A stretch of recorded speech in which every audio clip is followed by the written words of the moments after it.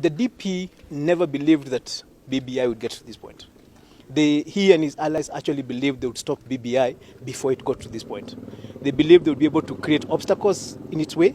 I mean, it was shocking for a lot of us when the president told us that the deputy president was aware of every step of what was going on in BBI, because he had 3 of the 14 people who were in that team.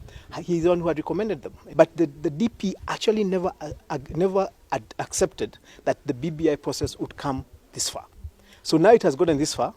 He had initially thought he was going to take a stand against it. He's scared because he realizes if he takes a stand against it, he will lose. And if he loses, it's going to be bad mojo for him as we go in 2022. The president is interested in a non-contested referendum. Part of it is because he has taken a side that he feels he's going to lose. So he would rather we didn't actually go into a contest about this. Because if you think back, for the last 2 years, the deputy president and his allies have rubbished BBI. They have rubbished it in every platform that they could get. So to hear them now saying that, oh no, let us talk, let us agree, we don't have to fight. They're the ones who began a fight when there was no need for a fight. Actually, they can just stop fighting. You know, we don't have to get into a contest. All they need to do to stop this being a contest is just to accept to work with BBI as it is. But there's also an advantage to having a contested referendum.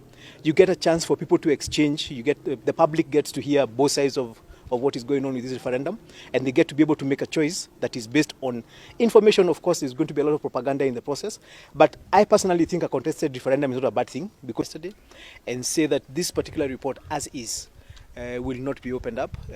What will most probably happen is that editing of the kind of language that has been used. If there are people who gave presentations and maybe they feel that what they presented wasn't captured exactly the way they presented it. And a good example, for example, is the pastoralist community who spoke about agriculture and specifically said that they want agriculture to always incorporate livestock, and feel like maybe what was captured in the report just seems to be focusing on crop without livestock, and now they would want that explanation clarified in the report. Now, those kind of clarifications can be done, but to open up the report to bring in new views, personally, I think is a mistake.